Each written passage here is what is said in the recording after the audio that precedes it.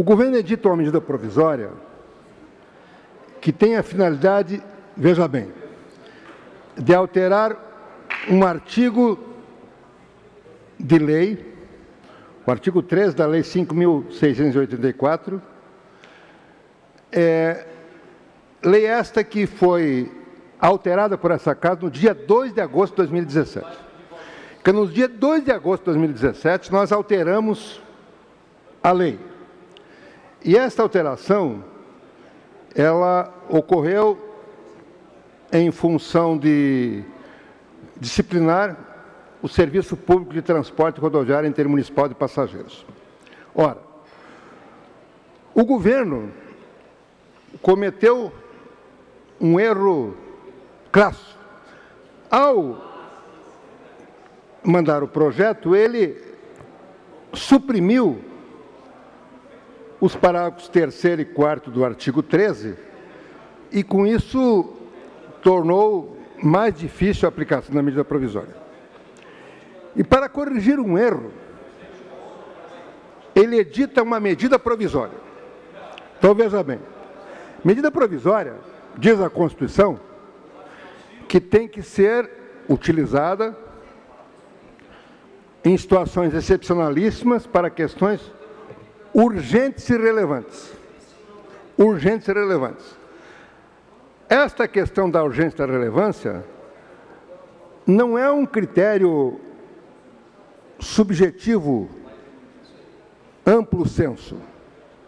Claro que tem um grau de subjetividade, mas não significa que a urgência e a relevância sejam apenas um critério subjetivo do governo.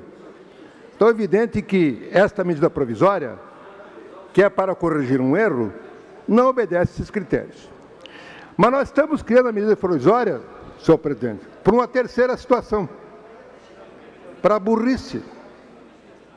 Porque é isso, várias vezes aqui, o governo faz um projeto de lei de forma equivocada, naquele atropelo, erra ao fazer o projeto de lei, e aí edita uma medida provisória para corrigir o erro.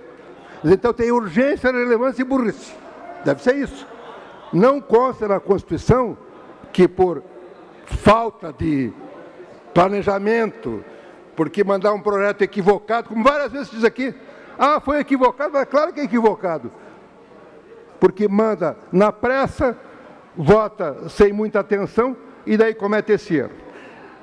Então, evidentemente que esta matéria não pode ser objeto de medida provisória.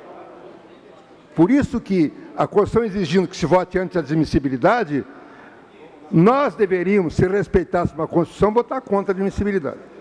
Além disso, vou apontar aqui outro erro,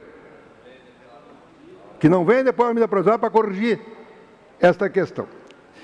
O governo reinclui os 2 parágrafos que ele tinha suprimido.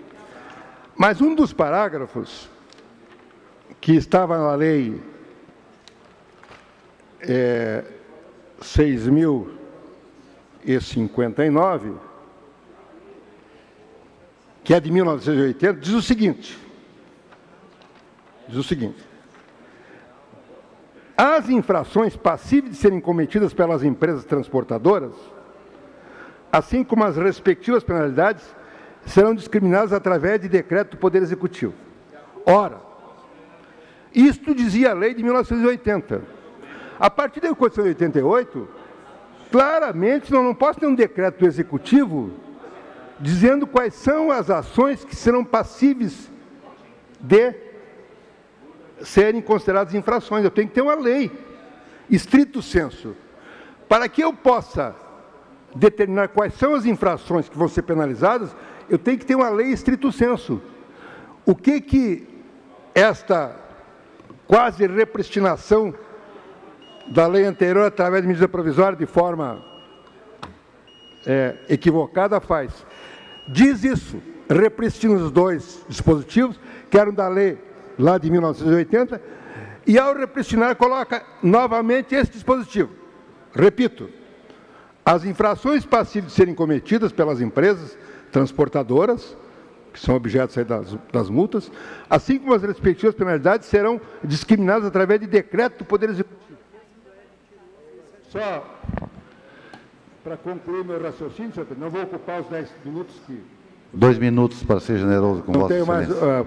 Não vou ocupar os 5 minutos restantes que me permite o regimento, mas quero dizer o seguinte, é outro equívoco. Por quê? Porque para eu aplicar uma penalidade, claramente eu tenho que discriminar na lei, porque não é um decreto que é infralegal, é uma maneira de regulamentar a lei, e é muito clara a Constituição brasileira, no seu artigo 5º, inciso 2º, diz o seguinte, ninguém é obrigado a fazer ou deixar de fazer nada, senão em virtude de lei. E lá no artigo 84, inciso 5º, acho que é 4º ou 5º, no artigo 84, diz o seguinte, o decreto só pode servir para regulamentar a lei no seu campo específico. Eu não posso aumentar ou retirar direitos com o decreto. O decreto só regulamenta a lei. Ao aprovar essa lei, eu estou dizendo que o decreto vai dizer quais são as penalidades. Claramente, esse dispositivo é inconstitucional. Mas o governo comete um erro, corrige com a medida provisória, que não é urgente nem relevante, é uma medida provisória para corrigir um erro. Não está escrito na Constituição que possa fazer medida provisória para corrigir erro, é o que tem sido feito sistematicamente aqui, para corrigir erro, e ao mesmo tempo, ao corrigir o erro, ainda permanece com o dispositivo que diz que vai ser feito por decreto. Claramente isso é inconstitucional. Portanto, eu vou votar pela inadmissibilidade.